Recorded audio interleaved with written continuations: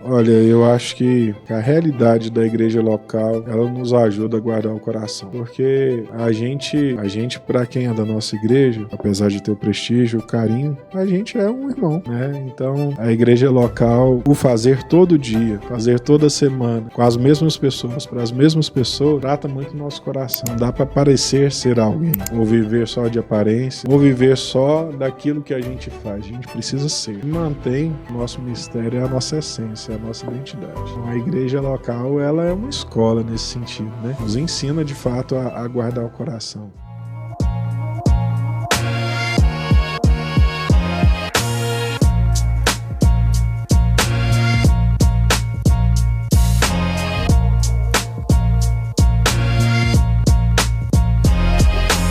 Olá, paz do Senhor, seja bem-vindo mais uma vez aqui à Ada TV. Hoje nós estamos aqui para mais um podcast e nessa ocasião estamos recebendo aqui meu amigo pastor Gessé Mendes. Seja muito bem-vindo, Gessé. Muito obrigado, meu amigo Eberson. Prazer estar aqui com você. Prazer estar aqui com vocês. Obrigado pela audiência de vocês, por essa linda oportunidade de conversar, de trocar essa ideia, de compartilhar aquilo que o Senhor tem feito na nossa vida e através de nós também. Nós temos recebido muitas pessoas especiais aqui do nosso ministério, né, mas é mais especial ainda quando a gente recebe amigos, né, e aí a gente até atrapalha eles contar a própria história que a gente fica contando de fora, né? Mas fazendo uma breve apresentação aqui do pastor Gessé, ele é casado com a Keren, já há o quê? 14 anos? 12 anos. 12 anos. Pai da Beatriz e do Davi. Isso. E pastor auxiliar lá na igreja da Vila Jaiara. Não é isso, Gessé? Isso mesmo. Né, tem mais alguma coisa na sua apresentação que você quer completar? Fora o Ministério Pastoral, né? Eu trabalho com música na igreja, sou coordenador de música lá da nossa igreja, da de Jaiara.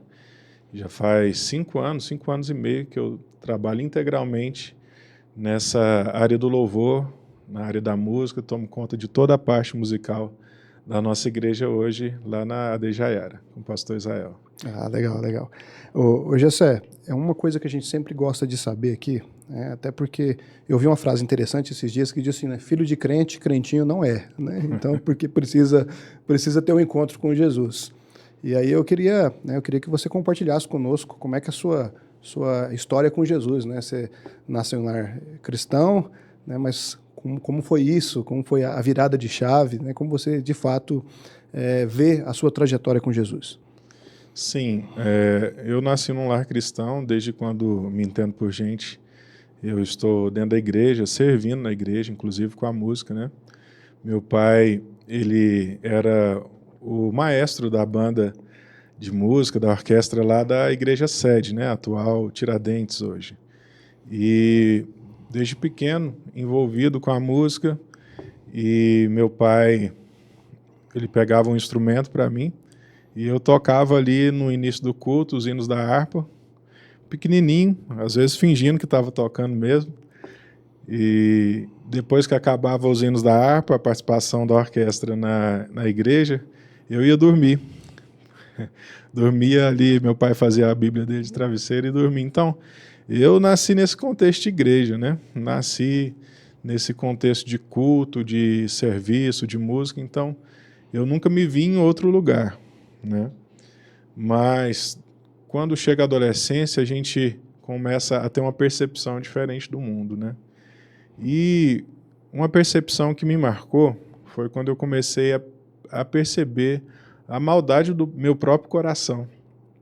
A gente que cresce com irmão, eu tenho uma irmã e em casa sempre tem aquela coisa de briga, né, de discussão. E eu lembro uma vez que eu tive que fazer uma cirurgia de apendicite e minha irmã foi lá visitar e aquela rixa entre irmãos eu não dei muita moral para ela, sabe? Ela saiu de lá triste.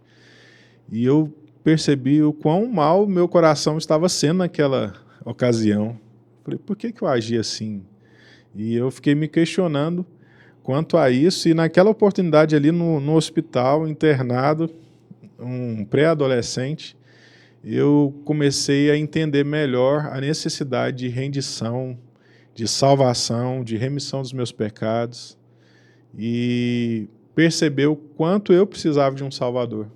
Porque meu coração é mau na sua natureza, né? Uhum. Então, eu acho que foi algo que me marcou do entendimento da necessidade de salvação e de transformação na minha vida. Ah, que legal, que legal. E aí, então, de lá para cá, aí você foi cada vez mais envolvido na igreja, né? Eu acho que o primeiro envolvimento foi com a música, até hoje é na música, mas também agregou outras áreas, certo? E aí você já tocava na orquestra criança, adolescente? Criança, com 8 anos eu já tocava trompete na orquestra com meu pai. Então, um fato até interessante que eu lembro que lá na sede, eu acompanhei meu pai na orquestra lá e o pastor Clarimundo acionava a gente para toda a inauguração de igreja. Uhum. Então, inauguração de pedra fundamental, inauguração da igreja que foi respaldada. Primeiro culto na igreja, a banda ia junto com o pastor Clarimundo. Então, a gente inaugurou muitas igrejas dentro do estado de Goiás. Acabava ali a escola dominical, a gente tinha um ensaio, almoçava e ia viajar para inaugurar uma igreja. Isso aconteceu várias vezes. Então, meu convívio na banda de música, na orquestra com meu pai, foi desde pequeno atuando, tocando percussão, tocando trompete, ajudando a montar as estantes. E o filho do maestro, né, chegava antes, saía depois, ajudava na organização, ajudava a distribuir as partituras. Mas teve algo que me marcou, que foi interessante. Um dia, num culto lá na sede, a gente estava tocando um hino da harpa e a luz acabou, a energia acabou no meio do culto. Uhum. E o que acontece? Todos os músicos de orquestra, eles trabalham, eles leem a partitura para tocar, para executar a música, né? Uhum. E a luz acabou, os instrumentos também calaram, cessaram, porque não tinha partitura, não tinha energia, não tinha luz. E continuou o som do trompete do meu pai, que era o maestro, que sabia as músicas tudo de cor, conduzindo a igreja na melodia do hino da harpa, mas junto com o trompete dele tinha um outro trompete ali fazendo o segundo trompete, tocando. Eu só sei que depois que a energia voltou, todo mundo queria saber quem que era o segundo trompete que estava tocando. Porque o do meu pai era lógico que todo mundo sabia que era o dele. Que era o dele. E meu pai falou, não, era o Jessézinho que estava tocando. Aí todo mundo ficou de cara, como que você conseguiu tocar? Como que você tocou sem partitura? Mas eu já tinha memorizado na minha mente os hinos da harpa e o segundo trompete, que é como se fosse uma segunda voz, musicalmente falando, né? Não é a melodia, é mais difícil, né? Você precisa saber as notas ali. Então, de tanto tocar, de tanto ali assimilar aquelas músicas, eu tive condição de tocar sem ler a partitura, mesmo pequeno, assim, sem tanta experiência musical. Quantos anos, mais ou menos, você tinha? Tinha uns 9, 10 anos. 9, 10 anos, já tocava sem partitura. Já tocava, de ouvido. Outro nível, né? Outro patamar. E aí você foi integrando os ministérios de louvor da igreja, né? Além da questão da orquestra, certo? Quando eu te conheci, né, eu lembro que você já cuidava do louvor dos jovens lá da Jaiara, né? Eu acho que do grupo de louvor da igreja também, né? Como é que então isso foi algo natural? Foi natural. Eu lembro que quando eu fui fazer um tratamento de dentes, tive que colocar o aparelho, acho que eu tinha uns 14 anos, meu pai falou, é o seguinte, você não vai poder tocar o trompete por causa do aparelho, então eu te matriculei no violão popular na escola de música, né? E nessa altura eu já tinha formado em teoria musical, a história da música, trompete, e eu comecei a estudar o violão popular. Depois de formar em violão popular, meu pai falou, agora você faz o clássico. Eu formei em violão clássico também, na escola de música de Anápolis. E na igreja o que faltava ali a gente tentava suprir, né? Socorrer. Eu lembro que depois que eu saí da sede com meu pai, a gente ficou um ano ali no Pastor Joel, na Assembleia de Deus do Progresso. E lá estava faltando um baixista. Aí tinha um baixo lá, eu peguei o baixo e comecei a tocar, pela noção que eu tinha de violão, né? E aí você foi treinado pelas irmãs do hino da harpa. Exatamente.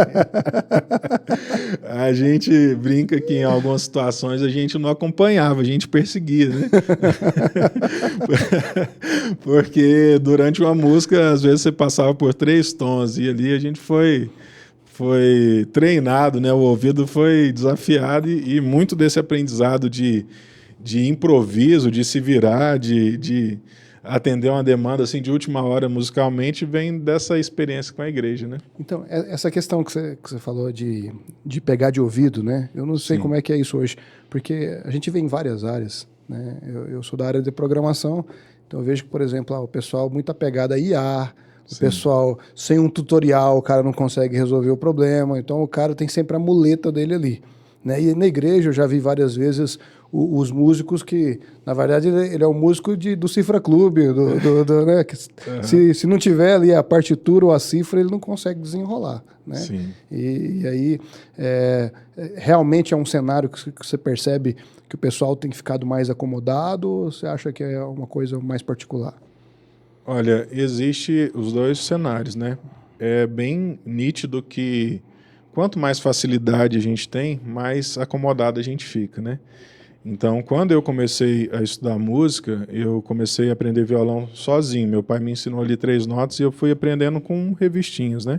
Então, quanto menos recurso, mais você precisa se esforçar, né?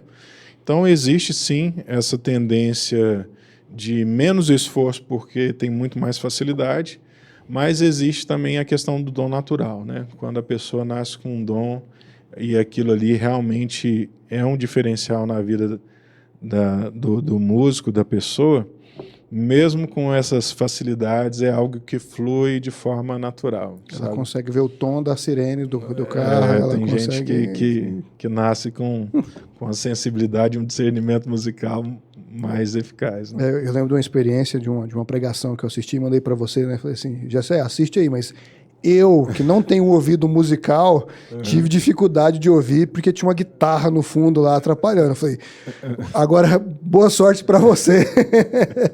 Eu tenho dificuldade, viu? Tenho dificuldade de instrumento acompanhando pregação, porque é algo que distrai o músico, né? A gente está concentrando em duas coisas diferentes. Para o músico, qualquer mudança de acorde vai chamar atenção. Qualquer linha que fizer ali diferente vai conflitar com o que está sendo dito na mensagem. Então, eu acho que é uma dificuldade para o músico conseguir conciliar as duas coisas. Né? Então, eu já vi, por exemplo, já fui pregar em alguns lugares, né, que eu via que, às vezes, o fundo musical eram músicas conhecidas, né? Então, Isso. eu estava pregando e aí eu estava vendo a pessoa cantando lá, né? Espírito, Espírito. Aí eu falei, cara, tá atrapalhando mais do que ajudando, né? E aí, quando eu via alguém que já fazia, sei lá, uma coisa mais espontânea, melhorava um pouco. Mas eu não sei, eu acho que não é toda a mensagem que dá para ter um fundo. Tem algumas que exigem um nível de concentração muito grande, né? Então realmente dificulta, né? E não é todo músico que está preparado para fazer esse fundo aí, né? Exatamente. Porque, como você mesmo disse, se você colocar uma melodia que traz a pessoa para pensar numa música, não é uma boa estratégia, né? Mas tem músico muito qualificado que ele consegue acompanhar musicalmente o que está sendo dito na mensagem. Aí é muito poderoso, né? Aí é outro nível. É uma prateleira diferente, né? Eu lembro que quando Trazendo a Arca teve aqui no Comep, o Luiz Arcanjo ele teve a oportunidade de... Eu acho que foi um workshop que ele pregou à tarde. Ele trouxe uma palavra. E o tecladista dele acompanhou durante todo o processo ali da administração, meu amigo. Aí não incomodou não, sabe? Aí foi bem. Aí agregou bastante. Aí, talvez seja um convite aí aos músicos, né? Principalmente o tecladista, né? A investir nesse conhecimento, né? Sim, eu acho que é algo interessante. Certo. E aí, quando é que você começou a liderar a música na igreja? Sim. Olha, a liderança para mim sempre foi algo muito natural, porque eu sempre vi meu pai liderando, né? A banda de música, superintendente de escola dominical. Então, quando eu comecei a tocar ali no louvor, eu já comecei liderando os músicos, né? A parte dos músicos. E eu lembro que lá na Jaiara, fazia poucos anos que eu estava lá, houve uma necessidade de trocar o líder de louvor, eu tocava ali com contrabaixo, com violão, ajudando, mas houve uma necessidade e precisava de um novo líder de louvor e o pastor Israel veio e me perguntou, você quer assumir? Nós estamos precisando de alguém. e eu orei, entendo que você é a pessoa. E até então, Eberson, nunca tinha cantado no microfone Ah, é? lá na igreja, sabe? Só tocava, só executava o meu instrumento, ou violão, ou contrabaixo. E foi interessante que eu assumi, e a partir do dia que eu assumi, eu já comecei a cantar e ministrar louvor. E liderar adoração na igreja, sabe? Então, para mim, foi um desafio muito grande. E eu era ali um jovem, né, de 17 anos, com essa responsabilidade, né? Eu já liderava ali na mocidade, mas liderar na igreja, começar a cantar, ministrar, conduzir as pessoas na adoração, foi um desafio muito grande. Eu lembro até hoje da primeira ministração que eu fiz. E aquele estilo de jovem, né, meio descolado, né, eu lembro ali que eu falei com a igreja algo tipo, o amor de Deus, né, pelos irmãos, por nós. E ao invés de falar para a igreja, os irmãos estão entendendo, eu falei, os irmãos estão sacando. Com toda aquela naturalidade. É a nova tradução da linguagem de hoje, né? Isso jovem. Aí o que a igreja fez? Ela fez o que você acabou de fazer, caiu na gargalhada. Mas foi tão interessante que o clima que estava um pouco tenso, porque era minha estreia, ele ficou totalmente agradável depois disso, sabe? Dessa ação espontânea da minha parte. E os irmãos, apesar do linguajar não ser o mais formal, eles viram em mim uma sinceridade naquilo que estava sendo dito, sabe? Então, eu caí na graça dos irmãos 2 vezes, tanto na graça do riso quanto na graça da aceitação. E a partir de então, eu nunca parei de ministrar louvor na igreja. E uma coisa que eu já te falei algumas vezes, né, e até outras pessoas, eu já falei para outras pessoas, eu gosto muito de te ouvir ministrando, né, falando como ouvinte. Eu sempre uso você como referência, né? Falo, cara, o Gessé tem um negócio diferente. Ele é ministro. Eu falei, ele é muitas outras coisas, mas como ministro eu conheço poucos como o Gessé. E aí, né, como espectador, a gente congregou junto 10 anos, né, mas antes disso, quando eu namorava a Sara, eu ia muito na Jaiara, né? Então a gente fazia muito intercâmbio, né? É verdade. Então, eu ficava assim, mas por que é diferente? Aí eu ficava prestando atenção. Né? Falei, será porque ele lê mais Bíblia que os outros ministros? Será? Ou será porque ele é maestro? E aí ficava tentando entender isso. E aí, com o tempo, eu fui discernindo algumas coisas.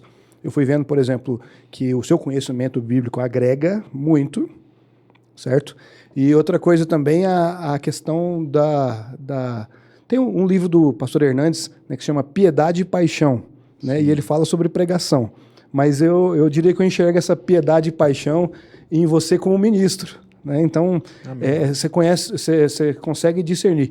E uma outra característica que eu sempre gostei, de vendo você ministrar, foi a questão de sentir o ambiente.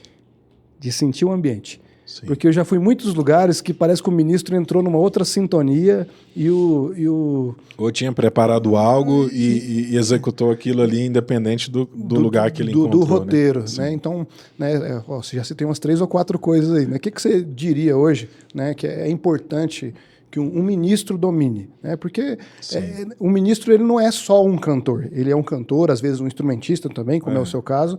Mas que diferencial um ministro de louvor precisaria ter? Olha, o ministro de louvor é uma posição que agrega muitas funções, né? Ele tem uma função pastoral no culto, porque ele está comunicando a palavra de Deus através de canções, né? Então, do discernimento da escolha das músicas, a ordem das músicas importa, sabe?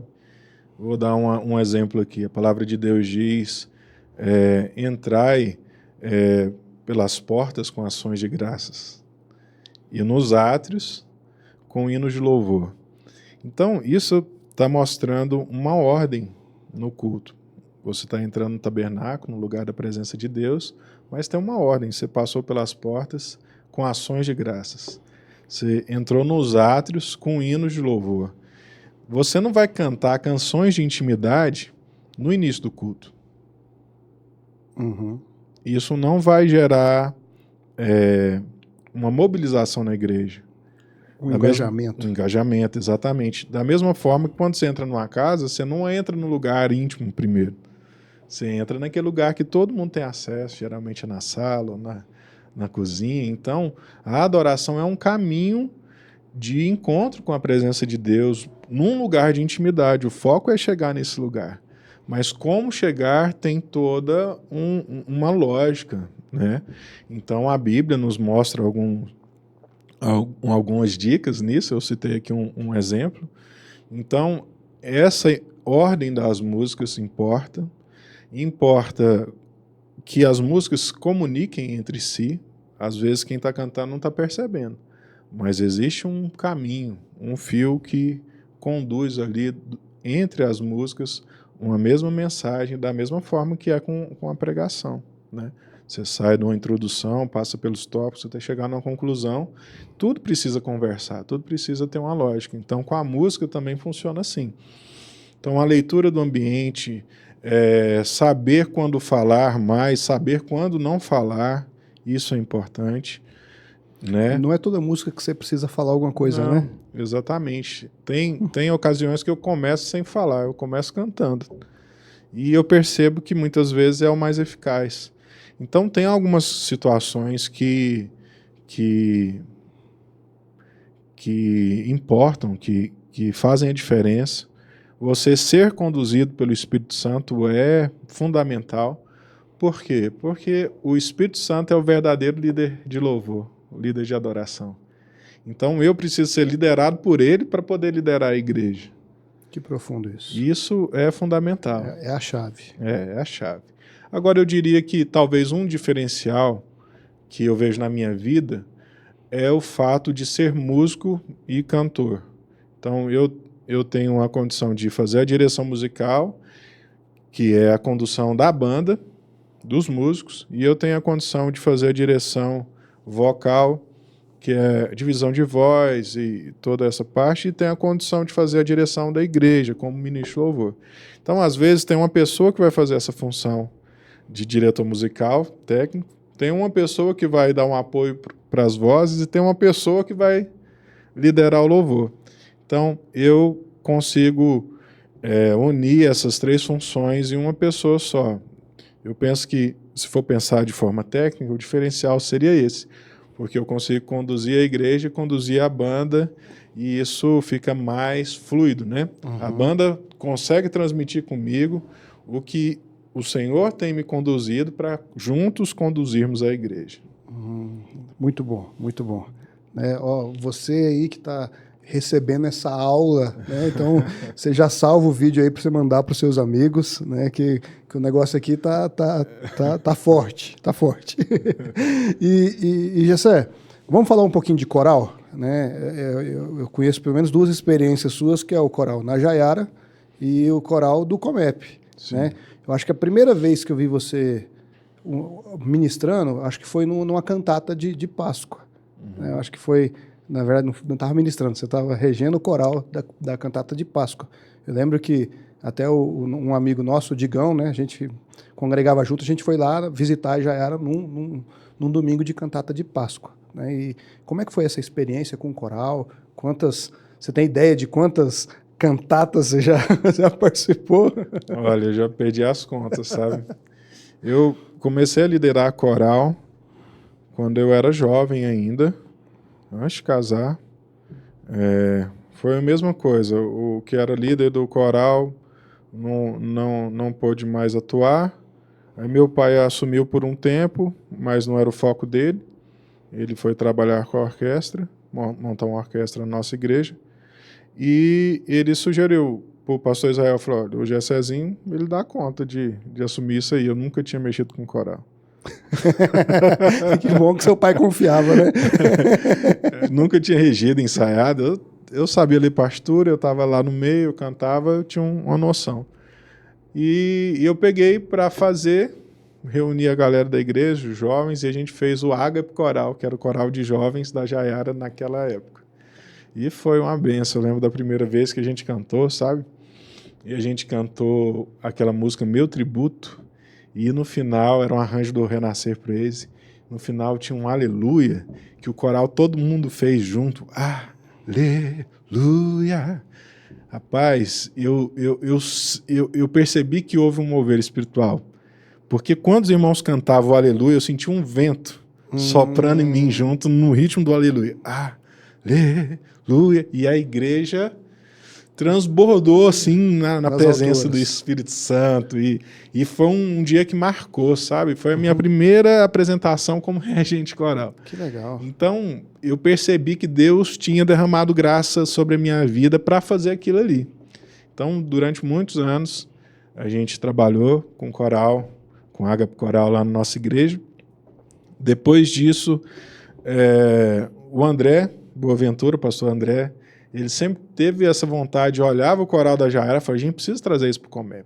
E ele conversava comigo e falou, não, deixa eu ficar aqui só na Jaiara. E o André é insistente. Né? Bastante.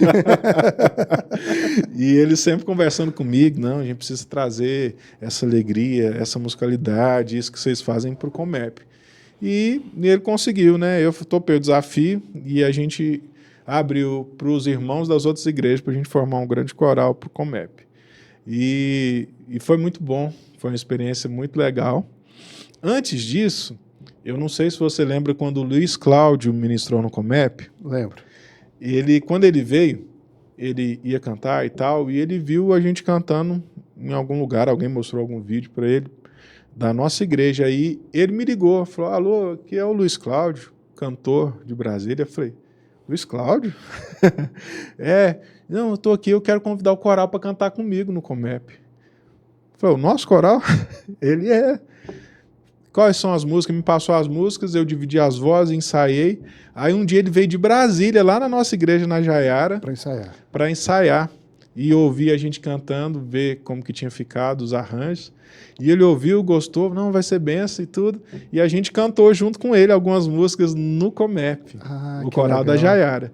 Aí o André já estava querendo. A gente já participou do Comep. É só usar a base agora, dar uma incrementada. Aí a gente abriu para a galera, mas foi um tempo muito especial. O Luiz Cláudio faleceu há pouco tempo, faleceu, né? Eu fiquei sabendo, estava doente, né, lá nos Estados Unidos. Isso, eu lembro dele aqui no Comep, foi muito legal. Foi uma noite muito especial. Ele é um cara que foi muito usado por Deus. Um cara humilde, gente boa demais. E ele marcou, né? A nossa história. E depois disso a gente começou a trabalhar com o coral do Comep. Eram quantas vozes, GC, você lembra? Cara, variava de 100, 90, 110. Teve coral de ter 120 no Comep, sabe? A gente enchia aquela galeria lateral aqui da matriz e era muito bom. Era muito bom. E outra coisa, gente, tudo quanto é igreja, né? Nas semanas que antecediam o Comep, a gente reunia aqui na igreja matriz 9, 10 horas da noite. O pessoal saía das faculdades e vinha, a gente ensaiava até meia-noite. E eu passava a voz de todo mundo sozinho. Ensaiava todo mundo junto. Que trampo, que trabalho. Né? E depois do coral do Comep, bastante tempo, aí eu dei uma pausa no coral, falei, eu cansei de coral, acho que não vou mexer mais com coral, não. Aí surgiu a oportunidade de eu trabalhar de forma integral na nossa igreja, como coordenador de música, e dentro do pacote veio o coral da igreja. Coral. E voltamos a trabalhar com coral, e estamos com coral, agora o coral da igreja. Esse coral não é só um coral de jovens, né? Tem adolescente, tem jovem, tem casado, tem solteiro, tem idoso, tem de tudo. É um coral, a última cantata mesmo que a gente fez tinha 60 pessoas. Então, é um coral muito bom, assim, é uma família, né? Uhum. É um lugar que a gente tem muita comunhão, a gente compartilha a vida, a gente lancha junto, a gente conversa, a gente ensaia. E a gente canta todas as ceias da nossa igreja, né? Então, uma vez por o domingo de ceia, a gente canta nos 2 cultos de ceia, de manhã e à noite. E é um diferencial. Quando o coral canta, a igreja recebe diferente, sabe? Legal. Sabe o que eu percebo, Eberson? Eu acho que quando o coral sobe no altar, ali para ministrar, no púlpito, é como se parte da igreja estivesse lá em cima. A igreja representada. Exatamente. O coral é a representação da igreja. Então, eu acho que esse é um diferencial, sabe? Uhum. Eu acho que quem está lá embaixo cantando se vê no coral e se sente parte daquilo que está acontecendo. De fato, o louvor, a adoração é um momento da igreja congregada, reunida em adoração, e todos fazem parte dessa celebração, né? E nessa questão musical, gestão de pessoas é difícil em todo lugar, né? Sim. Mas essa questão musical, eu percebo que, né, eu já vi vezes de alguém veio cantar no coral, você falou, cara, esse cara eu tenho que trazer ele pro grupo de louvor da igreja, porque ele é muito bom e enfim. Mas já teve também, eu lembro das audições, né, de você ter que chegar e falar, ó, não dá, não dá para você participar, né? Eu imagino que não deve ser uma tarefa fácil, né? E como dizer para um irmão que ele não tem o dom? Olha, isso é muito difícil, né? Eu já tive várias experiências com isso. Eu creio que isso depende muito, Heberson, do contexto da igreja, sabe? Por exemplo, uma igreja pequena, com poucos recursos de pessoas, geralmente você vai ter que fazer com o que tem e do jeito que dá, né? Então, à medida que a igreja cresce, você tem mais pessoas, você tem condição de começar a distribuir as pessoas em ministérios de acordo com a vocação, com os talentos, com os dons. Então, por um tempo, eu cheguei a fazer teste, por exemplo, para o coral. Eu já fiz audição para o louvor, e gente foi reprovada, e gente foi reprovada. Mas eu confesso que isso sempre me incomodou, sabe? Porque é difícil você falar não para uma pessoa, né? Você ser a pessoa que vai decretar o fim do ministério dela, do sonho, né? Então, eu quero falar aqui, compartilhar, né? Isso aqui não é uma regra, é o que eu tenho feito. Algo que eu tenho feito e que tem dado certo. Eu não tenho feito audição, teste para entrar no coral, por exemplo. Mas todo mundo que quer participar, eu chamo para ensaiar, para vir para os ensaios, para experimentar a dinâmica de como é, sabe? Quem não canta bem, geralmente no coral, que é dividido por vozes, então tem um grupo do contralto, grupo do soprano, grupo do tenor. Ela, no meio de várias pessoas cantando certo, ela vai ter uma tendência a cantar certo, entendeu? Sim. A maioria das pessoas, mesmo que não canta, se ela desenvolver ali um mínimo do ouvido e cantar junto com um grupo que está cantando a voz dela, ela vai ter condição de ser alguém que vai somar e não atrapalhar. Entendeu? Isso eu percebo, de acordo com a minha experiência, que é a maioria das pessoas. Certo. Tem gente que realmente ali... Nem que colocar os anjos cantando. Sabe? Mas isso é a grande minoria. A maioria... eu até brinco, eu falo, olha, não precisa ter a voz bonita, você só precisa ser afinado. Se for afinado, eu já estou dando glória a Deus e a gente vai trabalhar o resto, né? Então, a forma de ensaiar, as músicas passadas antes, as vozes separadas para a pessoa ouvir a sua voz, tudo isso são coisas que a gente faz para ajudar a pessoa que quer servir no coral, no louvor, a extrair o melhor de si. Aí quando eu estava falando, por exemplo, de audição, de teste, quem quer cantar no louvor hoje, por exemplo, eu falo, você precisa entrar no coral. Ah, sim. Entendeu? Mais uma característica importante do coral. Ah, mas eu já canto no louvor, que bênção, vem pro coral, vem ajudar a gente. Eu já participei do louvor na minha igreja, eu não sei como que era na igreja da pessoa, tá entendendo? Então eu trago ela pro coral. Ali ela vai desenvolver o talento e à medida que eu vejo que as pessoas estão melhores, eu venho e pinço elas pro louvor. Por que que acontece? No coral você tem 20 pessoas cantando a sua voz e você está no meio delas. No louvor, hoje em dia, é o ministro mais 3, cada um defendendo a sua voz. Um no contralto, um no soprano, outro no tenor. Se a pessoa não tiver segurança de defender a dela e ficar firme ali, ela não tem condição de servir no louvor, tá entendendo? Entendo. Mas ela pode servir no louvor através do coral. que Certo. canta junto com o louvor e que adora ao Senhor. Então, tem gente que está tão satisfeita ali no coral que ele nem pensa em cantar no louvor. Ah, cantar só um domingo tá bom. Eu não É, quero tá, cantar, tá. eu quero cantar os 4, não. Exatamente. Então, o coral é uma forma da pessoa que não está ainda no nível de cantar solo no microfone, ou de dividir voz no microfone, ou de cantar em grupo de 3, de 4 no microfone, de poder servir. E ali é um lugar onde ela vai ser aprimorada. Eu lembro que quando eu entrei para trabalhar integral no ministério, eu fiz um grande apanhado de todo mundo que queria participar e chamei para a audição. Eram 3 etapas. Primeiro era um vídeo que a pessoa gravava e mandava. E ali a primeira etapa a gente já dava uma primeira peneirada. Falou, tais vídeos passou para a segunda etapa, tais não. Depois, o pessoal da segunda etapa, ele vinha e fazia uma audição presencial, sabe? E a gente montava a banda num sábado, trazia os outros vocais e botava ela para participar junto com a banda completa, defendendo ali a voz dela, ou defendendo o instrumento dele no dia, certo? Aí, depois disso, a gente ia avaliar questões de disponibilidade, mostrar os dias de ensaio, ver se a pessoa cumpria a questão ali de ser membro da igreja. Falava com o pastor, tal fulano passou na primeira, na segunda, ele tem condição de servir. Não, amém, tudo. Teve gente, Eberson, que não passou na primeira, que é a do vídeo, e que hoje canta no louvor. Sabe por quê? Porque depois de um tempo eu abri inscrição para o coral e eu aceitei todo mundo. Então teve uma menina, mais de uma, mas eu lembro dela que não passou na primeira.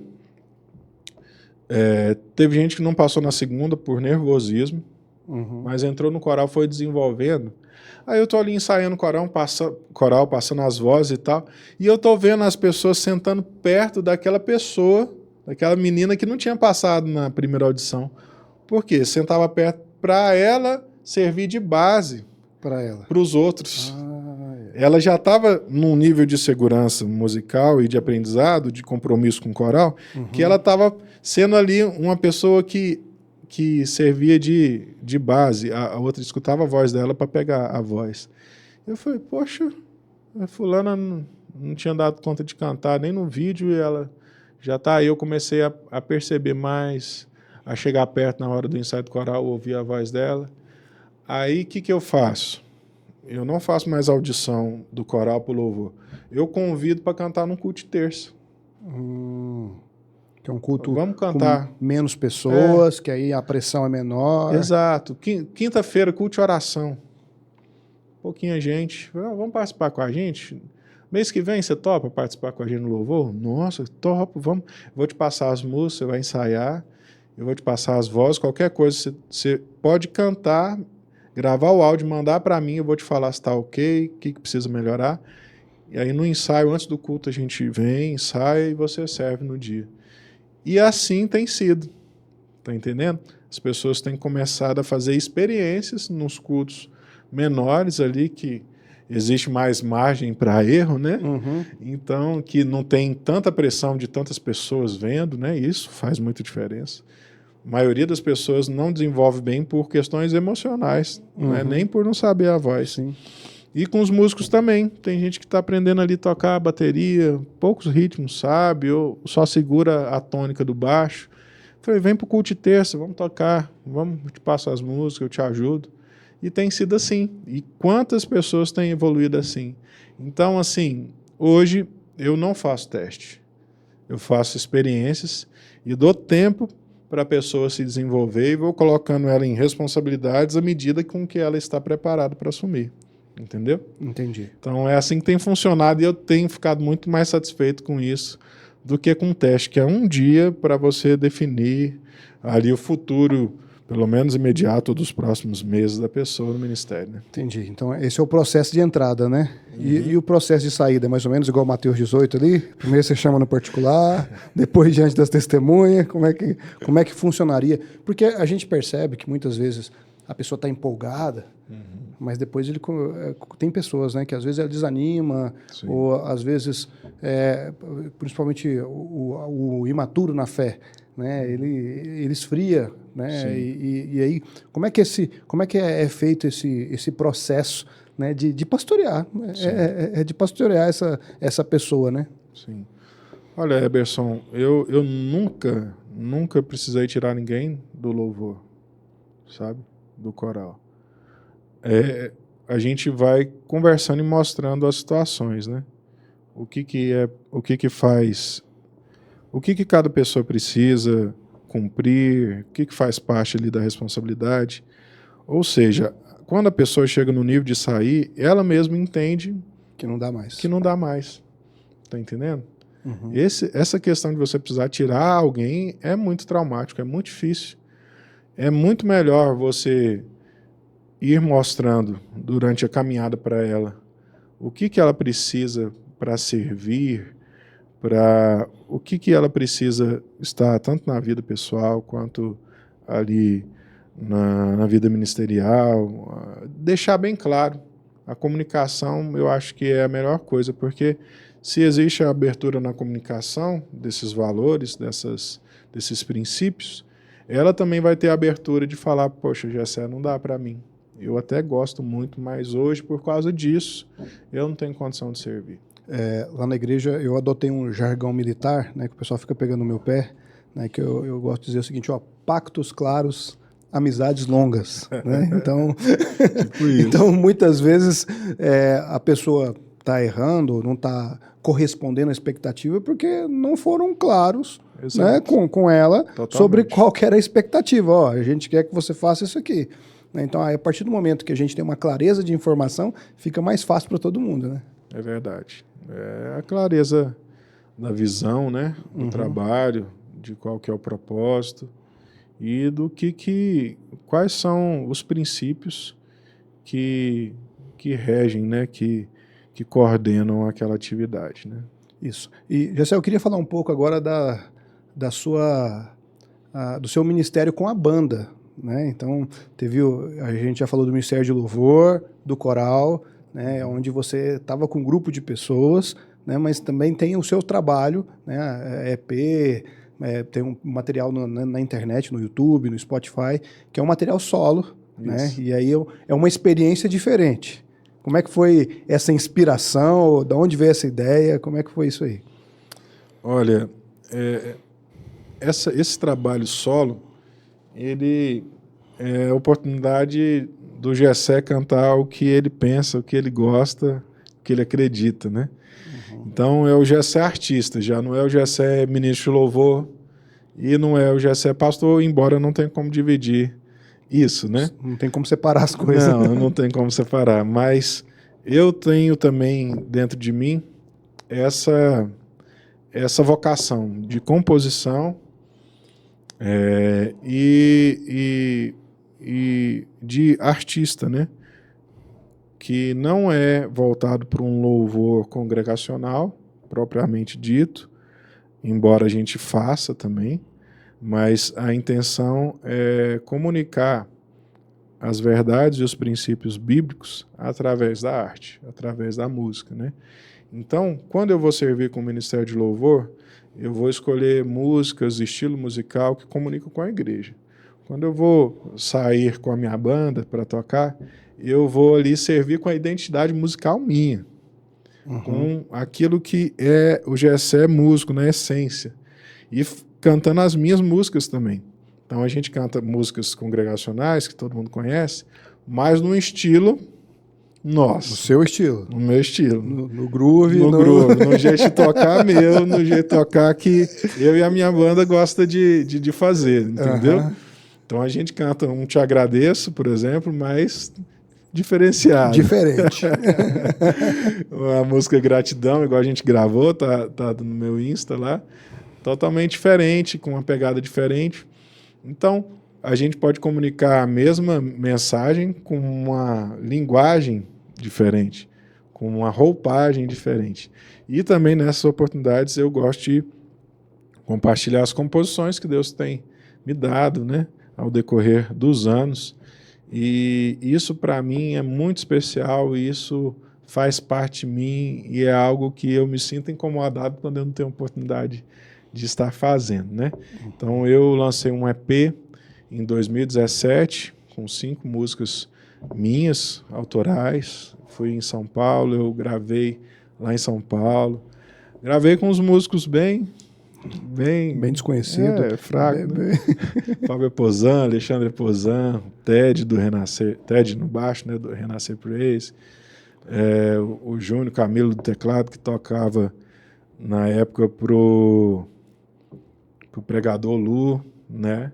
Mari Jacinto no piano, e o Ed Oliver, que tocava guitarra e produzia, né? Ele produziu Gabriela Rocha, Gabriel Guedes, Tom Carfe, a galera, né? Então, assim, e o Gessé também. Então, esse foi meu primeiro trabalho autoral. E foi uma bênção, né? A gente fez o lançamento, a gente tocou em várias igrejas, né? Muita gente curte o nosso trabalho, ouve no Spotify, né? E depois, em 2021, eu lancei um single, né? Uma música, que ela já tem uma intenção de trazer um novo jeito de compor e de cantar, que sempre teve no meu coração, que é uma música que ela não tem cara de uma música religiosa, mas ela fala dos princípios da palavra de forma poética. Então, não é uma música pro altar, pro púlpito. Exato. É uma música para curtir. É uma música para você refletir, ouvir no carro, né, numa devocional. Então, da mesma forma que na palavra de Deus a gente tem os livros poéticos, né? Nem todos são salmos. Exatamente. Nós temos provérbios, nós temos os Eclesiastes. Abacuque tem cântico. Exato. Então, quando você vê o Salmo, ele é um livro assim, como se fosse o repertório da igreja da época ali, né? São canções de louvor voltado para o ambiente congregacional. Agora, se você lê Eclesiastes, por exemplo, é um estilo poético que te leva a refletir. Uma reflexão mais profunda. E vários versículos, vários provérbios, eles não falam diretamente de Deus. Eles falam da vida, do cotidiano, do trabalho, das relações. Então, assim, geralmente eu já ouvi pessoas falando, não, se não colocar Jesus na música, se não colocar Deus na música, a música não é gospel, não é cristã. Então, no livro de Esther, a palavra Deus não existe. Então a gente precisa repensar algumas coisas, né? Então, assim, esse desejo, essa vontade de comunicar os princípios da palavra, os aprendizados da vida, as reflexões do cotidiano, através de canções, que facilmente vai comunicar com pessoas que têm a fé da gente, que conhecem ao Senhor, que servem ao Senhor. Eles vão perceber rapidamente as referências bíblicas nas músicas, mas não vai ter nenhuma dificuldade uma pessoa que não é do ambiente religioso de ouvir as músicas, porque ela não tem cara de música religiosa, ele fala da vida, né? Então, a música mesmo, Acinzentado, né, que eu lancei em 2021, é uma música assim que eu já ouvi... Posso ver um céu um pouquinho mais fechado, que eu lembro da música Acinzentado. Exatamente. Muita gente já me deu feedback dessa música que falou fortemente ao coração, sabe? E é uma música que fala quando tá tudo cinza, quando as coisas perdem sentido, parece que nada tá fazendo sentido. Às vezes a vida fica assim, né? A gente muitas vezes quer cantar só vitória, celebração, mas, poxa, a gente tem dias nublados, né? Tem dias difíceis. Tem salmo que a gente lê para chorar. Então, mas o refrão fala que o amanhecer, ele é certo, né? Que o choro pode durar uma noite, mas a alegria ela vem pela manhã. Então, é uma referência bíblica, mas quem não é do contexto religioso vai ouvir isso e vai fazer sentido, entendeu? E a semente da palavra vai estar sendo plantada, mas não de uma forma com cara de uma música religiosa, né? Mas, não com a roupagem. Né? Exatamente. Então, esse é um desejo do meu coração. Eu tenho composto músicas nesse sentido, e o meu propósito, o meu desejo, a minha intenção é que ainda esse ano eu possa lançar mais um EP. Eu já terminei de gravar as músicas, gravei com um amigo meu, o Todd, produtor lá de Brasília. Então gravei nesse primeiro semestre, a gente fez os arranjos, gravamos, está tudo pronto. Agora a gente vai organizar para começar a lançar essas músicas. Se Deus quiser e nos permitir, nesse segundo semestre a gente vai começar a compartilhar essas músicas, né? E nós vamos deixar aqui na descrição do vídeo as redes sociais do GCE, tá? O Instagram, o canal no YouTube, né? Para você acompanhar, né? Esse episódio vai demorar algumas semanas ainda para sair. Quem sabe quando sair o episódio já saiu alguma música junto. Quem sabe. Né? Quem sabe. E GCE, eu queria que você falasse um pouquinho do processo de composição. Eu conheço a história de algumas músicas, né? Mas eu queria que você compartilhasse com as pessoas, né? Como é que funciona, se você tem um roteiro, ou em que cenários, enfim, fala um pouco para a gente dessa área. Olha, quando eu fui líder de jovens, a gente trabalhou junto na época, né? Geralmente eu estava compondo o que a gente estava vivendo com os jovens, né? E foi um tempo muito abençoado, a gente chegou a fazer acampamentos ali de 120 pessoas, né, Eberson? Loucura. 2 ônibus e uma van. E, por exemplo, o acampamento Livre, Leve e Solto. A gente reuniu e veio a inspiração do nome. Aí depois de organizar o nome do acampamento, eu fiquei com aquilo na cabeça. Aí um dia eu estava tomando banho, cara, e pensando no acampamento, nas referências, né? Porque livre, leve e solto.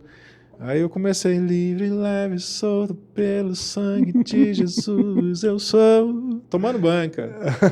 Já saiu. Em vez de pegar a roupa, não, deixa eu pegar o violão. Aí geralmente é o que eu tenho vivido, as minhas experiências, né? Então veio o refrão da música, aí depois eu sentei, peguei o violão, veio o resto da estrutura da música, assim, em poucos minutos.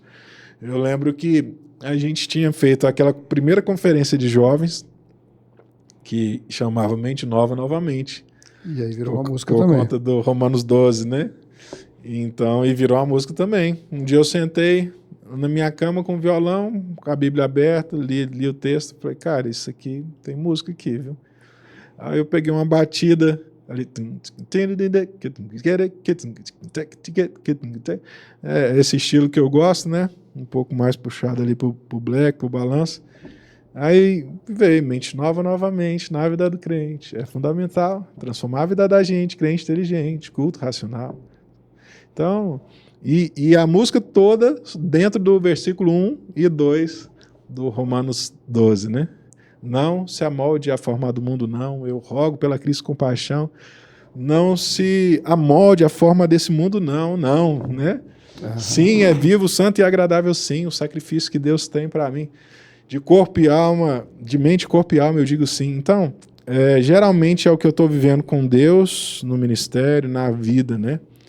Então, as músicas fluem de forma natural. Eu não marco o dia para compor, eu não tenho rotina, disciplina de composição.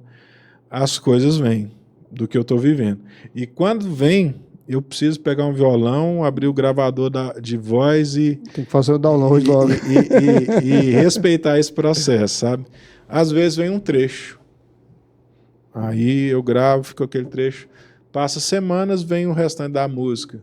Mas é uma inspiração. O processo de composição é inspiração e transpiração. Porque vem a inspiração, mas às vezes ela não vem toda formatada. Né?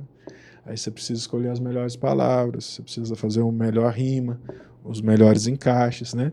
Então, eu gosto de pensar assim, é um processo de inspiração e de transpiração de trabalho, de exercício, de organizar as ideias, de a coesão das palavras, o entendimento, as referências, né?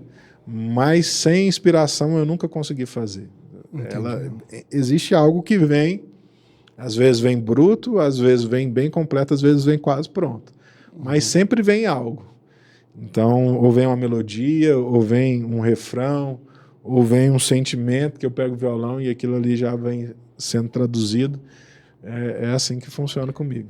E o pessoal lá de casa tem uma música preferida, né? Você já até presenteou a gente uma vez, que é a Estarei no Céu com Deus, né? Que é uma música que eu gosto muito. Né? Foi dos 30 anos que você fez ela? Foi. Né? Quando você fez 30. Eu não vi a dos 40 vai ser o EP, né? Se Deus quiser. Fiz 40 esse ano. Então.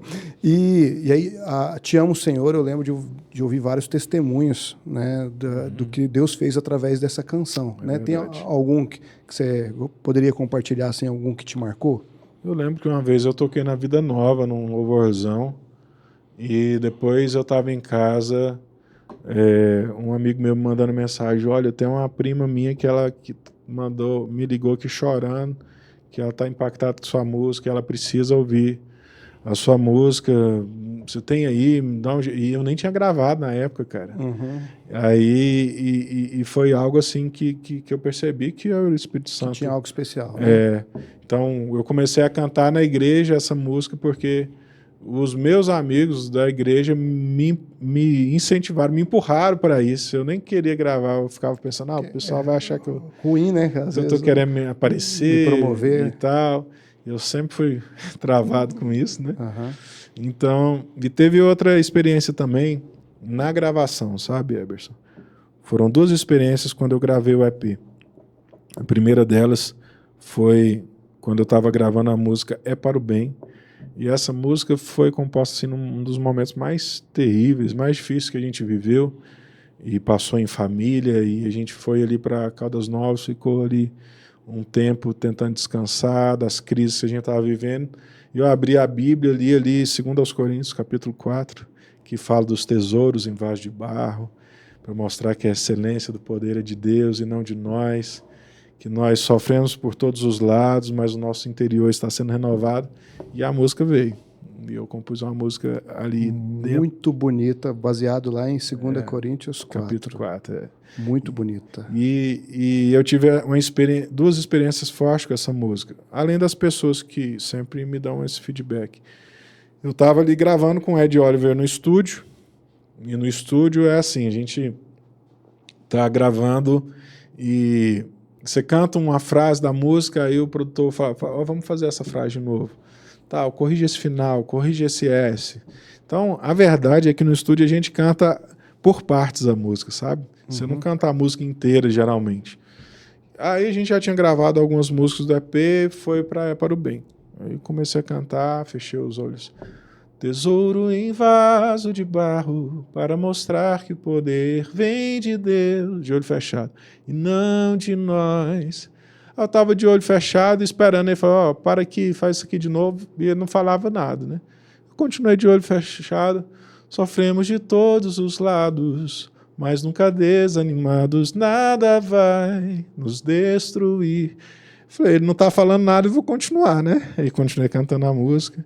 Aí fui pro refrão e nada dele falar. E nada. É para o bem, para o nosso bem, agradeça a graça multiplicada no meio de nós. Dai glória a Deus. Eu falei, deve estar bom demais. Tô arrebentando. Não me parou até agora, né?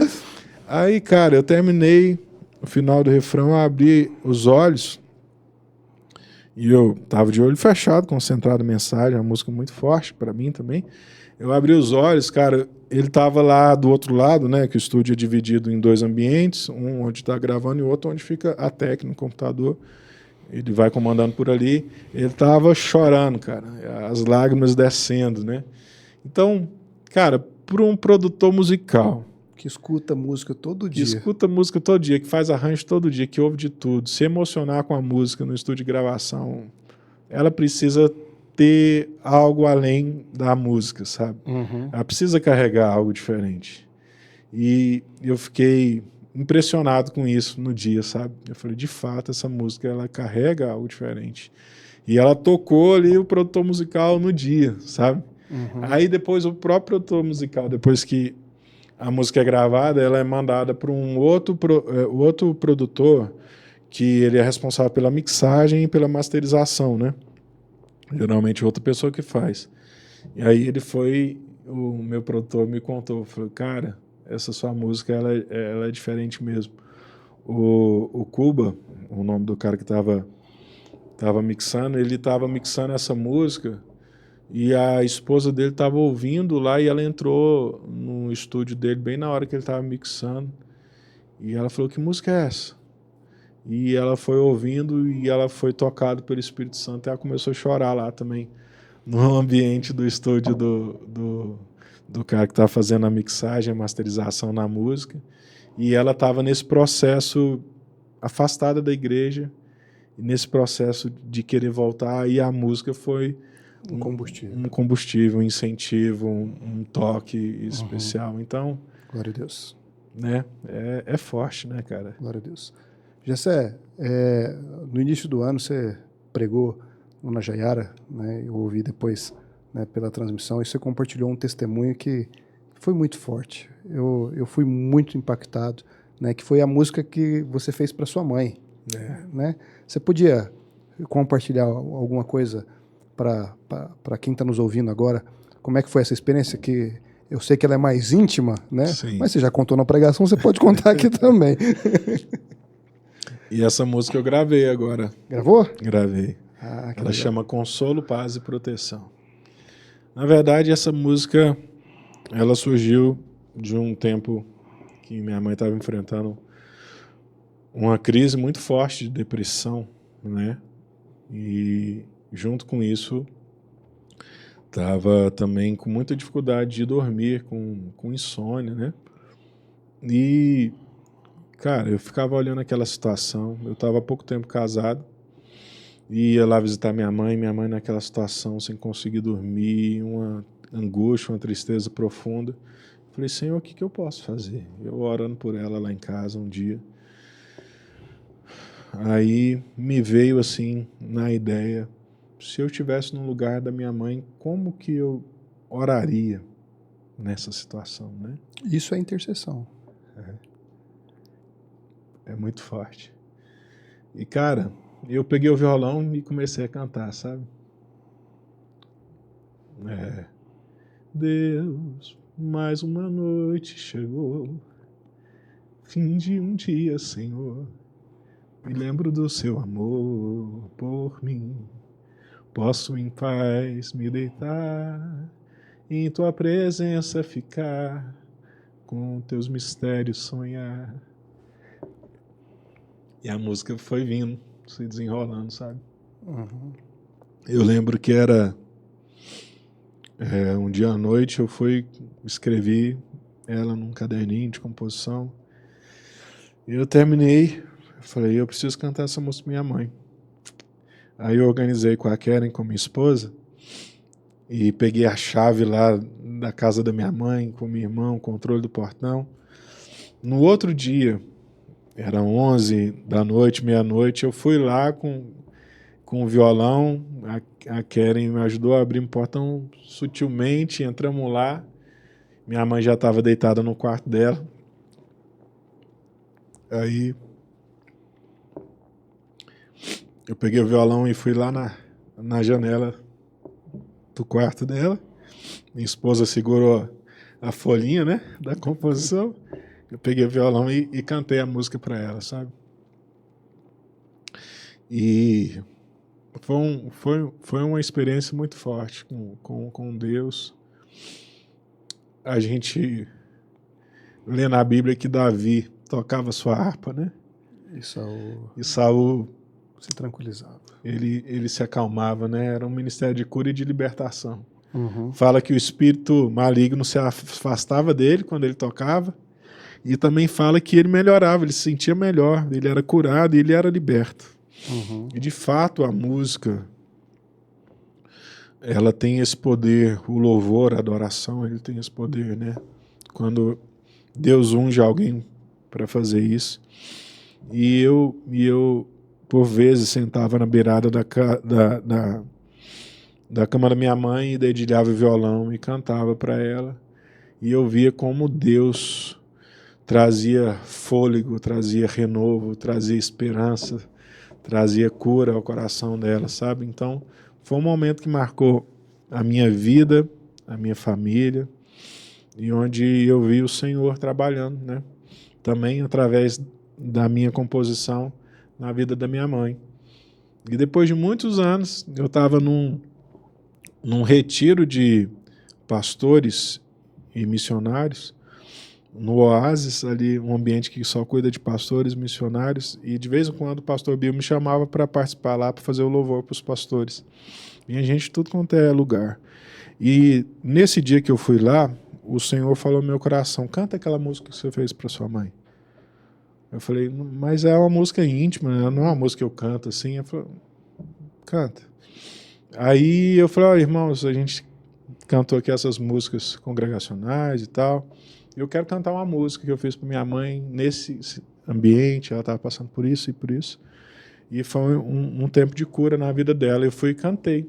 Todo mundo ficou calado, escutando. Aí eu terminei, algumas pessoas choraram e tal, foi um momento especial. Aí acabou a reunião, a gente foi lanchar. Aí veio uma missionária, que ela servia no Japão há 20 anos como missionária, e ela veio falar: Gessé, essa música que você cantou foi para mim. Faz mais de um mês que eu não sei o que é dormir. Eu não tenho sono, eu fico sem conseguir pregar os olhos à noite. E essa música que você cantou foi uma resposta de oração para a minha vida. Obrigado. Então, Deus é bom, né, meu irmão? E eu creio que muitas outras pessoas, né, serão visitadas, curadas, libertas, né, quando essa música sair para todos, com produção e tudo mais, né? Tá muito bonito. Estamos aguardando com expectativa isso aí, Amém. né? E Gessé, ainda agora falando para uma estação, né? Na verdade, eu não diria que é uma estação recente, que eu acho que desde quando eu te conheci eu vi um pastor em você. Sim. Né? Então, você foi reconhecido como pastor, né, há poucos anos, mas você sempre exerceu uma função pastoral na igreja, certo? E hoje, né, você tem lidado com mais pessoas do que antes, né, que antes era um pastoreio restrito ao Ministério de Louvor, mas hoje é o coral, são mais pessoas, mas pelo fato de você ser um pastor na igreja, de você estar na igreja todo dia, né, acaba que você tem a oportunidade de estar com todas as pessoas. É verdade. Né? Então, e como é que tem sido, né, esse tempo, como você tem vivido esse ministério pastoral, o que você tem aprendido, né, nessa última estação, nesses últimos anos, né, que você poderia compartilhar conosco? Olha, eu tenho uma inquietação pessoal de que a vida ela precisa ter sentido e valer a pena, sabe? E por vezes eu vou à igreja, participo dos cultos durante a semana, faço louvor, organizo as coisas, mas eu sinto que eu preciso fazer mais, sabe? E por vezes eu me sinto incomodado a perguntar para algumas pessoas que nem são do louvor e nem participam, por exemplo, às vezes do meu vínculo social, como que elas estão, sabe? Teve um dia desses mesmo que tinha um rapaz, estava bebendo água no bebedouro ali antes de começar o culto, e eu fui lá e vontade de perguntar para ele. Eu estava vendo ele na igreja por várias vezes, ele sempre estava sozinho. E um dia eu vi ele com uma menina que parecia ser filha dele. E ele vinha toda terça, entrava, saía. Eu falei: gente, mas será que alguém está cuidando dessa pessoa, sabe? Uhum. Alguém está acompanhando ele? E eu me propus a fazer isso. Um dia ele estava lá bebendo água. Eu falei: e aí, tudo bem, Pai do Senhor? Eu falei: eu vi que você estava com a menina, é sua filha. Como que está a sua família? Cara, foi só... Parece que ele estava esperando a pergunta. Ele virou para mim, começou a chorar e me abraçou. Até brinquei, falou: era só uma pergunta, não era para me abraçar também, não. E ele falou, pastor Gessé, obrigado, cara, obrigado. Eu falei, que foi? Pode falar e tal. Hoje eu vim para a igreja e disse para Deus, Senhor, se o Senhor tem algo para minha vida, se eu posso continuar tendo esperança, que hoje eu vá para a igreja e alguém pergunte sobre a minha família. Meu Deus. E alguém me deu um abraço. Então, cara, eu costumo pensar, cara, que o ministério pastoral é se importar com as pessoas. Sabe? Você não precisa de um título, você não precisa ser líder de um departamento. Você precisa se importar com as pessoas. E a carência hoje é essa. As pessoas estão cada vez mais individualistas, cada um no seu quadrado, cada um cuidando da sua vida. Exato. E falta quem se importa, né? E eu pude celebrar, alguns meses atrás, ele reconciliando com a esposa, que ele estava separado, e indo para a igreja, ele, a esposa e a filha. E Glória ele a Deus. foi lá, pastor Gessé, eu quero te mostrar minha esposa. Nós voltamos, eu estou em casa de novo, e você faz parte disso. Glória a Deus. Cara, o que eu fiz? Fiz muito pouco, né? Mas participei de um processo que Deus estava fazendo, né? Então, eu tenho tido várias oportunidades nesse sentido, de aconselhar pessoas, de atender pessoas na minha sala, de orar por pessoas, de ministrar a palavra em cultos, círculo de oração, tarde da bênção. São dos ambientes que eu mais tenho gostado de pregar, são esses ambientes. Então, eu tenho tido uma percepção hoje muito mais profunda do que é a igreja, né? A igreja não é só a reunião no domingo, a igreja não é só a igreja cheia de gente celebrando e cantando, né? Então, a igreja são pessoas, são relacionamentos, são histórias. E eu entendo o ministério pastoral assim, como quem cuida, se importa e está disposto a ouvir e apontar uma direção, a abraçar, a ser um abrigo em momentos de dificuldade. Então eu tenho vivido o ministério pastoral nesse sentido e tem sido uma benção, graças a Deus. Glória a Deus. E eu acho que eu até poderia ter feito essa pergunta mais no início. Você tem formação em engenharia civil. Sim. Você serviu como engenheiro aí quantos anos? Uns 10 anos Uns eu 10 trabalhei anos. na área, né? Que trabalhou como engenheiro civil. É. E aí hoje, né, você está no Ministério Integral, né, em tempo integral, né? E como é que foi essa transição, Gessé? Porque não é fácil. Né? Você estudou 5 anos, você trabalhou por um longo tempo. Como é que você entende, Deus não tem mais isso aqui para mim, sai da tua terra, da sua parentela e vai para a igreja. Como é que foi isso para você? Cara, foi um processo de muitos anos, na verdade um processo de uma vida, né? Eu sempre carreguei essa certeza, que um dia o Senhor ia me chamar para me dedicar exclusivamente às coisas de Deus. Então, em primeiro lugar, o prazer que eu tinha em estar na igreja sempre foi muito maior do que estar em outro serviço, apesar de gostar da área, apesar de ter trabalhado em bons empregos, de ter feito grandes obras, de ter estudado numa excelente faculdade. O prazer sempre foi incomparável, sabe? E eu lembro que uma coisa me marcou. Eu estava construindo um condomínio lá na Jaiara, era 5 prédios de 13 andares, total de 390 apartamentos. Eu cheguei a ter 150 funcionários na minha responsabilidade como engenheiro. Pensa num canteiro de obra desse tamanho. E na época eu também era líder de jovens. Tinha 120 jovens lá sobre a minha responsabilidade. Você cuidava de 2 igrejas. Aí eu estava subindo a Avenida Tiradentes e subindo a Avenida Tiradentes tinha uma vista assim muito especial do condomínio que fica no alto do morro ali na Jaiara, né? E eu olhando 120 apartamentos e à esquerda, né? E à direita ficava a igreja. E eu falei comigo mesmo, eu lembro, isso me marcou. Falei, eu tenho muito mais orgulho dos 120 jovens do que dos 390 apartamentos. Isso para mim não encontra lugar no meu coração. Outras pessoas talvez no meu lugar teria muito mais. É o refúgio de Paulo, Filipenses 3. Então, assim, para mim, né? Para mim, sempre foi assim no meu coração. Entendeu? Mas não foi de uma noite para o dia, não foi fácil, não foi simples. E continua né? não sendo. E continua não sendo. Exatamente, nós sabemos que não é. Mas a convicção, a certeza no coração é que nos mantém, né? Uhum. Então, foi uma transição. De fato, chegou o momento. Eu fiz um propósito com Deus de oração, de um tempo servindo a Deus, sem me envolver com outras atividades seculares, né, no caso. E durante esse tempo de oração, no final desse tempo de oração, antes de acabar esse período de oração, esse período sabático, o Senhor abriu uma porta, né?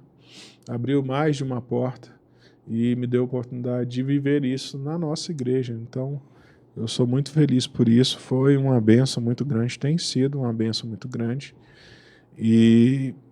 Mas não foi no tempo de Deus, né? Uhum. Não foi do jeito que eu pensava, da forma que eu pensava, mas tem sido do jeito que o Senhor quer, e o Senhor tem me amadurecido, me moldado durante todo esse tempo com todas essas experiências, né? Nós congregamos juntos na Jaiara e é engraçado, né, porque Deus derramou muita graça na igreja do Vila Jaiara, né, na liderança do pastor Israel, da pastora Iracema. Né, então, eu congreguei 10 anos lá, foram 10 anos muito especiais, cresci muito, aprendi muito, né, na igreja como um todo, né, em especial com a liderança. E é uma igreja de destaque, né, pelo trabalho, envolvimento missionário, né, a música na igreja é muito elogiada, os ministros, né, da palavra que ali congregam também, né, e eu acredito que você já deve ter ouvido muito isso, né, é como se fosse, né, eu acho que em todo segmento tem isso, né, fazer isso lá na Jaiara é fácil. Quero ver fazer. Mas o pessoal não entende que para chegar lá é um desafio, e para manter as coisas funcionando é também um desafio diário, né? E como administrar isso aí também, como não se envaidecer às vezes, né? De pensando, espera aí, temos feito algo legal, né? Uma conversa que a gente já teve muito, né? Como guardar o coração, né? Diante de um aparente sucesso diante dos homens, né? É verdade. Olha, eu acho que a realidade da igreja local, ela nos ajuda a guardar o coração, né? Porque a gente para quem é da nossa igreja, apesar de ter o prestígio, o carinho, a gente é um irmão, né? Então, a igreja local, o fazer todo dia, fazer toda semana, com as mesmas pessoas, para as mesmas pessoas, trata muito o nosso coração. Não dá para parecer ser alguém, ou viver só de aparência, ou viver só daquilo que a gente faz. A gente precisa ser. O que mantém o nosso mistério é a nossa essência, a nossa identidade. Então, a igreja local, ela é uma escola nesse sentido, né? Nos ensina, de fato, a guardar o coração. E eu vejo também, em segundo plano, não que seja em segundo lugar, a nossa família, né, cara? Você ter uma esposa que te fala o que você precisa ouvir, nem sempre o que você quer. O feedback mais sincero do mundo. De quem te conhece de verdade na intimidade, né? Então, assim, eu vejo que tudo isso gera muito crescimento, né? E você ter esse feedback, esse apoio, tanto incentivo quanto as verdades que precisam ser ditas, né? Pela família. Eu sempre tive isso dos meus pais, quando era solteiro, e tenho isso também, esse apoio, né? Da minha esposa, né? Em casa. Então, é uma bênção. A gente cresce, né? A gente é moldado por Deus através disso e fica pouco lugar, né, cara, no coração para outros sentimentos, né? Tá bem ocupado, né? É. E Gessé, e como é que é a sua relação com o pastor Israel, né, e com o pastor Iracema? Porque hoje você é um dos obreiros talvez mais antigos na igreja, né? Então, e um dos mais próximos também, porque está lá todo dia. Eu lembro de algumas experiências com o pastor Israel, né, que ele sempre, acho que ele vinha no tom certo. Ele tem uma visão das coisas muito interessante. Então, eu lembro uma vez a gente foi receber um amigo meu lá na igreja que estava pregando, e aí ele contando, porque eu fui para a igreja porque eu era amigo do Eberson quando a gente era adolescente, comecei na igreja e tal, então eu posso dizer que o Eberson foi uma das pessoas que Deus usou para me ganhar para Jesus. Ele olhou para mim, muito bom, hein, Eberson? Não fez mais que sua obrigação. Tipo assim, você não tá se achando por causa disso não, né? E lembro também de às vezes estar um pouco mais cabisbaixo, um pouco desanimado, e ele vinha com uma palavra de ânimo, né? Então até eu conversava muito com ele sobre o Comep, ele foi líder do Comep muito tempo atrás, né? Acho que eu lembro que ele foi no Comep 25, que eu liderei no 55, ou seja, foram 30 anos de diferença, assim. Então ele sempre tinha bons conselhos, às vezes me incentivando, né? Então eu gostava de dizer que ele tinha a palavra certa na hora certa. Às vezes na hora a gente não achava isso, né? Talvez fosse assim, poxa, cortou minhas asas, né? Então, mas como é que é a sua relação com o pastor Israel, com o pastor Iracema, nesse tempo todo aí de Jaiara? Olha, eu posso resumir que é uma relação de muita confiança, sabe, Eberson? Eu vejo que ele confia muito em mim, no que eu faço. Ele descansa quando ele entrega uma responsabilidade para eu tomar conta. E eu procuro também não dar trabalho para ele naquilo que eu preciso resolver, né? Então, é uma relação também de muita liberdade. Ele sempre me deu muita liberdade para trabalhar na igreja, para fazer as coisas que estavam no meu coração, ou que eu tinha vontade de desenvolver. Então, tanto com a mocidade, quanto com o louvor, é uma relação também de ele apostou naquilo que eu queria viver, naquilo que eu acreditei, sabe? Então, ele investiu em mim uma oportunidade que a gente não via em outros lugares. Eu, pelo menos, não conheço. Não vi, não acompanhei, né? Nas nossas igrejas. O pastor Israel comprou a briga. Ele apostou em mim, ele investiu em mim, ele confiou em mim. E ele investiu também na igreja, né? Então... ele é visionário, né? O pastor Israel é o cara, né? Ele enxerga além. Então, assim, ele sempre me deu liberdade para trabalhar e investiu naquilo que precisava para ser feito. Me deu as condições para fazer, me deu liberdade para trabalhar e, sobretudo, uma relação de confiança. E mais um ponto que eu tenho para destacar aqui, tanto do pastor Israel quanto da pastora Iracema, é que sempre que eu precisei, que eu pedi a ajuda, ele estava pronto a me ajudar, sabe? Ele não é uma pessoa de ficar perguntando, e aí, como que tá? E aí, não sei o quê. Também tem muita gente para cuidar. Tem muita gente, se ele for perguntar para todo mundo, ele não vai ter vida mais não. Mas todas as vezes que eu precisei, que eu clamei por socorro, seja por mim ou pela minha família, pela minha mãe, pela minha casa, ele sempre foi um pastor que parou o que ele estava fazendo e ia me socorrer naquilo que eu precisava. Então, assim, é uma relação de amor, de respeito, uma relação de confiança, sobretudo, e uma relação também de liberdade para o trabalho, sabe? É muita liberdade e confiança. Eu creio que é o que resume a minha relação com o pastor Israel. E uma cena engraçada é ver o pastor Israel olhando para cima e chamando você de Gessezinho, né? Então, isso mostra que ele te conhece, não é de hoje, né? Ele era da sede na mesma época que a gente era, né? A gente se conhece desde quando eu me entendo por gente e eles acompanharam, né? o meu crescimento e eu acompanhei o crescimento deles também. Uhum. Desde lá, depois como pastor na Jaiara. E a gente sempre trabalhou junto e teve essa oportunidade de estar mais junto agora, nos últimos anos. E eu admiro muito o ministério do pastor, como Deus derramou graça sobre a vida dele, para prosperar naquilo que ele faz. E também admiro muito ele na condução da sua família, na criação dos seus filhos, no trato com a sua esposa, né, no ministério que eles têm. Eles são um exemplo para nós, né? Uhum.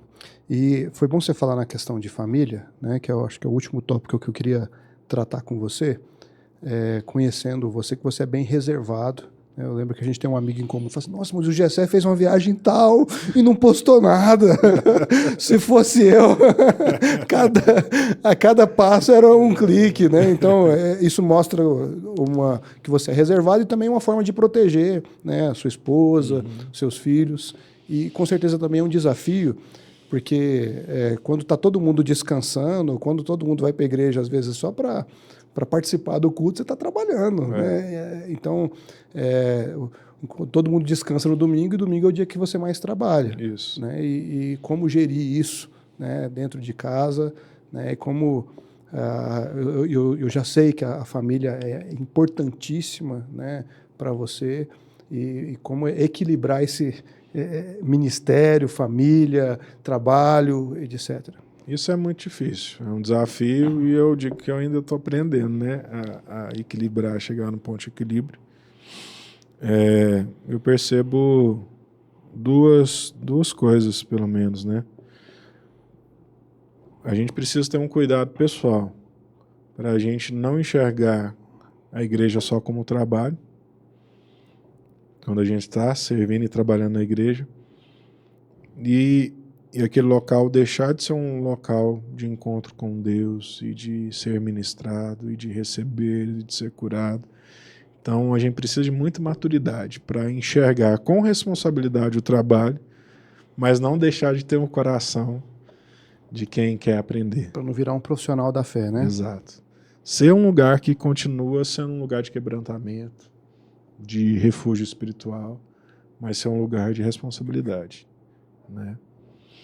E eu vejo que é um desafio pessoal, né? Que a gente precisa saber guardar o coração para não profissionalizar totalmente, mas também para não encarar isso de forma de qualquer forma, né? Então, em primeiro lugar, eu vejo isso, e em segundo lugar, também é o desafio, porque para a família precisa continuar sendo um lugar de igreja, não o trabalho apenas do pai da família, do esposo, né? Então, a gente sofreu bastante até equalizar essa equação, né? Com filho pequeno, tudo é muito difícil, eu tendo que chegar antes dos cultos, 2 horas antes dos cultos. E às vezes conversar com eles, né? Por que você tem que estar na igreja todo culto? Não é fácil. Então, assim, à medida que eu consigo, eu tento envolvê-los nas atividades de forma também que não fique pesada, né? E a gente também tem tentado se organizar o máximo possível para que isso não seja um peso, né? Então, à medida que eu conseguir me organizar melhor nas rotinas de casa, no tempo, na nossa organização familiar, isso começa a ficar um pouco mais leve. Entendi. Legal. Gessé, o que nós podemos esperar aí nos próximos meses, né, próximos dias, e para o pessoal que quer conhecer mais o seu trabalho, né, como cantor solo, né, ou então, se quiser também aproveitar alguma programação na igreja que você quiser convidar o pessoal, quem sabe conhecer o coral, né, o que você poderia deixar aí para o pessoal que nos assiste? Olha, vai ser um prazer recebê-los lá na nossa igreja, na AD Jaiara. Todos os domingos nós temos culto às 10 e às 18, e sempre no terceiro domingo é o culto de ceia, que é o nosso culto onde o coral canta. Vocês estão convidados para participar e vai ser uma alegria recebê-los lá, tá? Pode procurar a gente no final do culto, para a gente poder se conhecer, dar um abraço e compartilhar um pouco da vida, né, da fé. Particularmente, eu espero nos próximos meses estar lançando músicas novas, né? e elas vão estar aí nas plataformas digitais.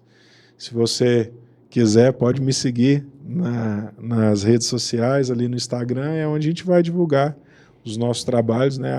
@gessemendes.jr, né, Júnior? gessemendes.jr. O Instagram, e ali a gente grava alguns ensaios da banda, compartilha versões de músicas conhecidas de uma forma diferente, e também é o ambiente onde a gente vai começar a divulgar essas músicas novas, que eu creio que vai falar muito ao coração de quem escutar. Uhum. E você ainda está atuando com consultoria, treinamento, alguma coisa nesse sentido? Sim, à medida que a gente consegue, né, no tempo livre, a gente tenta. Eu fiquei um tempo dedicando só à igreja para priorizar, inclusive, a família, né? Mas esse ano eu estou voltando a ministrar, pelo menos uma vez por mês eu saio com a banda para ministrar em alguma igreja, alguma conferência, né? Atender algum convite. E também para o segundo semestre eu vou abrir a agenda para poder estar ministrando workshops, seminários de louvor e adoração, escolas de louvor e adoração, que eu já fiz, né, no passado recente, e alcancei várias pessoas aqui na nossa cidade. Então, é um projeto para o próximo semestre também, de alguma forma, poder cooperar nesse sentido, com outros ministérios de louvor que precisam dessa base, né, que a gente adquiriu com o passar do tempo, tanto teórica quanto prática, né? Então, à medida com que o tempo permitir, com que eu conseguir, a gente também vai cooperar aí com as igrejas nesse sentido. Legal, legal. E se você quer fazer coro comigo, tá? Eu vi falando, Gessé, grava o curso online, Gessé, vamos produzir material para ajudar os outros aí, né? Deixa aqui nos comentários sua reivindicação aí, tá bom? Gessé, muito obrigado, né? Eu espero que as pessoas que estão nos ouvindo tenham sido edificados como eu. Eu que já conheço a sua história, fui muito edificado durante toda essa conversa. Né? Certamente nós teremos outros encontros nessa mesa aqui, em outras mesas que a gente compartilha. Tá? Muito obrigado. Se você quiser deixar aí as suas considerações finais, aí fica à vontade. Meu brother, eu quero te agradecer. A nossa amizade é um presente de Deus para a minha vida, né? E nós temos tido o privilégio de mantê-la, né, durante todo esse tempo, mesmo não estando congregando mais juntos. Mas eu fico honrado pelo convite. Conversar com alguém que nos conhece é um desafio também, mas também, por outro lado, é muito prazeroso. Eu fico feliz por esse convite. Eu peço que o Senhor abençoe o seu trabalho, a sua missão, essa iniciativa, né, que possa ser bênção para a vida das pessoas que estiverem ouvindo, e que o Senhor continue te potencializando com todos os dons que você já tem, com as habilidades que você já tem, e comunicando experiências, verdades do Evangelho, que com certeza vai edificar e abençoar a vida de muitos. Privilégio, prazer estar aqui. Obrigado pelo convite. Amém. Tamo junto. Amém, amém. Olha só, você que ouviu essa conversa até o final, não esquece de se inscrever no canal e de mandar para todo mundo, viu, pastor? Manda para o grupo de louvor da igreja, né? Faz um tempo com eles lá, depois faz um churrasco também, né? Quem sabe, chama a gente. Tá bom? Manda esse vídeo para todo mundo aí, tá? Deus abençoe e até o próximo episódio, se Deus quiser.